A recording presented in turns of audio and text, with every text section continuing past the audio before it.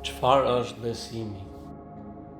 Është transmetuar nga i dërguari i Allahut, profeti Muhammed, paqja e bekimet e Allahut qofshin mbi të dhe mbi familjen e tij, se ka thënë: Besimi nuk është zbukurim i jashtëm, as dëshirë e thjeshtë, por besimi është ajo që është e sinqert në zemër dhe e vërtetojmë veprat.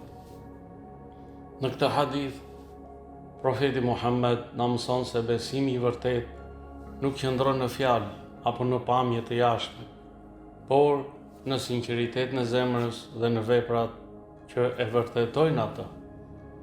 Profeti Muhammed, paqja e bekimet e Allahut qofshin mbi të dhe mbi familjen e tij, na mëson se besimi nuk është thjesht një zbukurim i jashtëm, si veshja, fjalët e bukura apo deklarimet publike të fesë. Nuk është asnjë dëshirë e brendshme që mbetet vetëm në mendje apo në zemër pa u shfaqur në vepra. Por besimi është një realitet i gjallë që fillon me bindje të sinqertë në zemër dhe pastaj shfaqet në veprime të drejta, në sjellje, moral dhe qëndrime. Ky hadith na fton të mos e kufizojmë fenë në dukje, në fjalë apo në rituale.